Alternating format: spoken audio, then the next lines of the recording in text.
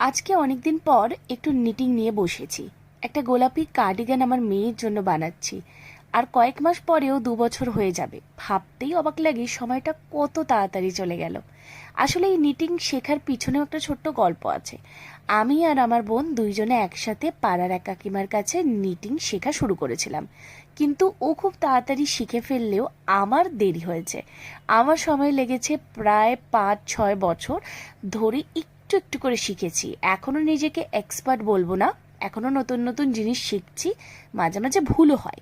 কিন্তু একটা জিনিস শিখেছি, নতুন কিছু শেখার কোনো টাইম লিমিট নেই। ধৈর্য ধরে লেগে থাকলে একদিন না একদিন ঠিক হয়ে যাবে। আজকে সকালটাও একদম রোজকারের মতোই শুরু হয়েছে। আমরা আগে একবারে ব্রেকফাস্ট সেরেছি, তারপরে ঘর পরিষ্কার করে খরগোশের ঘরটা পরিষ্কার করতে চলে গেলাম। এটা আমার কিন্তু রোজকারের রুটিন। এরপর জামা কাপড়গুলো ছাদে শুকোতেও দিয়ে দিয়েছি। এই ছোট ছোট কাজগুলো করতে করতেই কখন যে সকালটা কেটে যায় বুঝতেই পারি না। তারপর আমার মেয়ের সঙ্গে বসে কার্টুন দেখা, নার্সারি রাইম দেখা, তারপর একটু ফাঁকা সময় পেলে আবার বসে যাই নিটিং করতে। ও যখনই নিজের মতো খেলতে ব্যস্ত হয়ে যায় তখনই কিন্তু আমি নিটিং নিয়ে বসে যাই।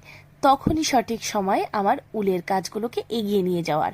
মা হওয়ার পর একটা জিনিস খুব ভালো করে বুঝেছি, নিজের শখের জন্য আলাদা করে অনেকটা সময় পাওয়া যায় না। তাই এই 10-15 মিনিট পেলেও আমি সেটাকেই কাজে লাগাই, একটু একটু করে এগিয়ে রাখি কাজগুলো।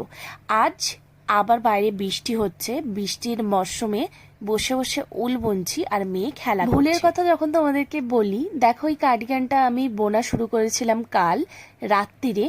আর এই এতটুকু বোনার পরেও কিন্তু একটা ঘর আমি মাঝখানে মিস করে গেছি।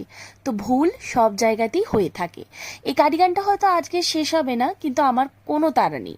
কারণ আমি জানি একদিন যখন আমার মেয়েটা পড়বে তখন শুধু এটা একটা কার্ডিগান নয়, এর সঙ্গে জড়িয়ে থাকবে আমার অনেকটা সময়, ধৈর্য আর ভালোবাসা। দেখা হচ্ছে পরের ভিডিওতে।